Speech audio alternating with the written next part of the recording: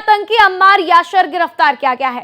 आतंकी संगठन हिजबुल उत तहरीर से जुड़े हैं इसके तार। आतंकी संगठन इंडियन मुजाहिदीन से भी इसका कनेक्शन है। तो हिजबुल उत तहरीर मॉड्यूल की जांच के दौरान ये एक्शन लिया गया। धनबाद के शमशेर नगर इलाके से एटीएस ने गिरफ्तार किया है। तो हिजबुल उत तहरीर से संपर्क करने पर गिरफ्तार किया गया। आतंकी गतिविधियों में शामिल होने पर 2014 में गिरफ्तार हुआ था। तो 10 साल जेल में बिताने के बाद मई 2024 में रिहा हो गया था। तो आतंकी संगठन से तार जुड़े हुए हैं। आतंकी संगठन इंडियन मुजाहिदीन से भी कनेक्शन बताया जा रहा है। तो एक आतंकवादी को गिरफ्तार किया गया। धनबाद के शमशेर इलाके से गिरफ्तार किया गया है। और इस खबर पर ज्यादा जानकारी के लिए मेरे सहयोगी रईस मेरे साथ जुड़े हुए हैं, सीधा उनका रुख करेंगे। रईस, लगातार सीज फायर का उल्लंघन पाकिस्तान की तरफ से, आखिर पाकिस्तान चाहता क्या है? बार बार इस तरीके का उकसावा क्यों कोशिश कर रहा है पाकिस्तान, जब पता है कि भारत का मुकाबला नहीं कर पाएगा, लेकिन फिर भी इस तरीके की कोशिश? जी हाँ, बिल्कुल। यहाँ पे हम लगातार देख पा रहे हैं कि एलओसी से सटे हुए जो इलाके हैं, एलओसी पे खास तौर पे जो है लगातार पाकिस्तान जो है वो सीज फायर का उल्लंघन कर रहा है। न सिर्फ कश्मीर घाटी में बल्कि जम्मू प्रोविंस में भी लगातार जो है इस तरह की सीज फायर वायलेशन जो है वो देखने को मिल रही है। साफ जाहिर है कि जिस तरह से पहलगाम आतंकी हमले के बाद पाकिस्तान जानता है कि भारत जो है उन पे बड़ी वैसे मिलिट्री स्ट्राइक कर सकता है, तो यही वजह है कि डर के मारे जो है वो ये सारी चीजें कर रहे हैं। और लगातार हमने देखा है कि जो वहाँ के मंत्री हैं उनके भी बयान जो है पहले वो कुछ और थे, अब वो कुछ और है। तो लगातार पाकिस्तान को भी ये पता है कि, और दूसरी तरफ से जो कूटनीतिक जीत भारत की हुई है, जितने भी बड़े बड़े देश है वो सारे आतंकवाद के खिलाफ जो है वो भारत के साथ है। तो पाकिस्तान समझ चुका है कि वो अंतर्राष्ट्रीय मंच पे भी अलग थलग पड़ चुका है। तो यही वजह है कि लगातार हम देख पा रहे हैं कि पाकिस्तान जो है कभी न्यूक्लियर की धमकी देता है, कभी युद्ध की धमकी देता है, और कभी ये कहता है कि जो पहलगाम हमला हुआ है उसकी निष्पक्ष जांच होनी चाहिए। तो वो तमाम तर जो है जो कोशिशें पाकिस्तान जो कर रहा है, इससे साफ जाहिर है कि वो डरे हुए हैं। और उन्हें पता है कि इससे पहले भी जब पुलवामा अटैक हुआ था तो उसके बाद जो है वो बालाकोट स्ट्राइक हुई थी और सेना ने घुस के अंदर मारा था आतंकियों को।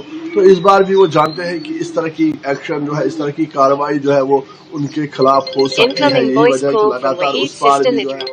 जी बिल्कुल रईस, और देखिए इसीलिए कहीं ना कहीं पाकिस्तान की तरफ से देखने को मिल रहा है कि बार बार सीज फायर का उल्लंघन किया जा रहा है। पाकिस्तान को पता है कि भारत छोड़ेगा नहीं, लेकिन फिर भी जानबूझकर इस तरीके से सीज फायर का उल्लंघन किया जा रहा है।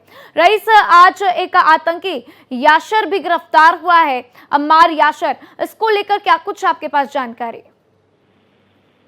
बिल्कुल, जिस तरह से गिरफ्तारियां अमल में लाई जा रही है, यासिर आमिर के आज गिरफ्तार हुए हैं, तो लगातार बस कोशिश यही है कि खास तौर पे जो ओवरग्राउंड वर्कर्स है, जो जासूस है, जो सुपह है, जो इनके इन्फॉर्मर्स है, उन सबको दबोचा जाए। क्योंकि पहलगाम में जब हमला हुआ था तो उसके बाद जो है ये माना जा रहा है कि लोकल जो पीपल है, जो लोकल लोग हैं वहाँ पे जिस तरह से यहाँ पे लोकल ओवरग्राउंड वर्कर्स मिलिटेंट के साथ जो कनेक्टेड होते हैं, वो इस तरह की इंफॉर्मेशन देते हैं ताकि मिलिटेंट जो है किसी बड़ी घटना को अंजाम दे पाते हैं। तो यही वजह है कि लगातार जो OGWs है, ओवरग्राउंड वर्कर्स, उन पर नकेल कसी जा रही है।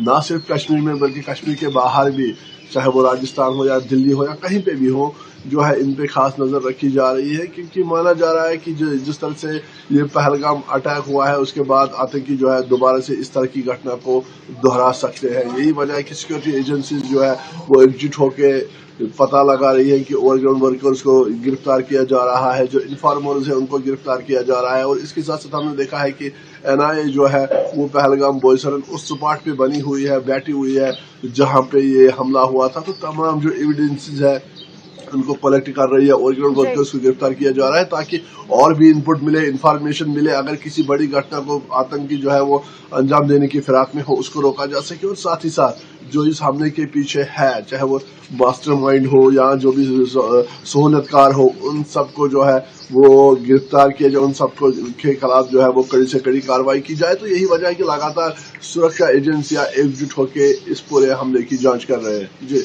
बिल्कुल, और हमले की जांच काफ़ी गहन तरीके से की भी जा रही है और ये बहुत ज़रूरी भी है रईस। और साथ ही साथ लेकिन रईस आपसे ये भी समझना चाहेंगे कि जिस तरीके से पाकिस्तान ने अब सुरक्षा व्यवस्था बढ़ा दी है हाफिज सईद की, उससे ये तो साफ है कि पाकिस्तान को पता है कि भारत अटैक करेगा तो कहीं ना कहीं पहला निशाना हाफिज सईद को बनाएगा। अब ऐसे में सुरक्षा व्यवस्था को बढ़ा देना, हाफिज सईद को प्रोटेक्ट करना, लेकिन पाकिस्तान को ये पता होना चाहिए कि भारत को अगर मारना है हाफिज सईद को तो कितना भी प्रोटेक्ट कर ले, भारत उसे मार ही गिराएगा।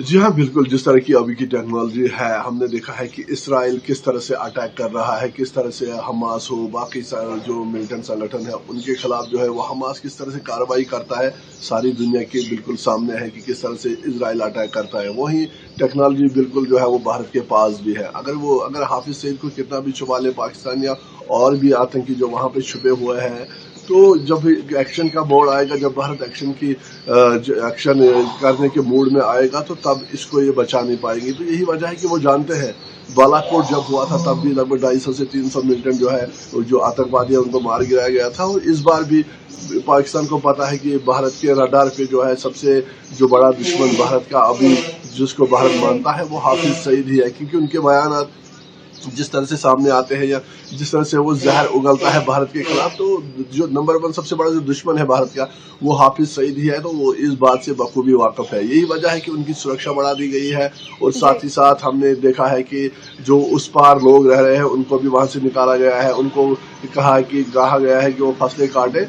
तो उस पार भी जो है वो काफी सन्नाटा है और वो जानते हैं कि भारत जो है वो कभी भी बड़ी सैन्य कार्रवाई जो है वो कर सकता है। जी बिल्कुल रईस, और बड़ी कार्रवाई तो होगी ही भारत की तरफ से, ये तय है, और पाकिस्तान इसीलिए डरा हुआ भी है। मेरे साथ जानकारी साझा करने के लिए आपका शुक्रिया रईस।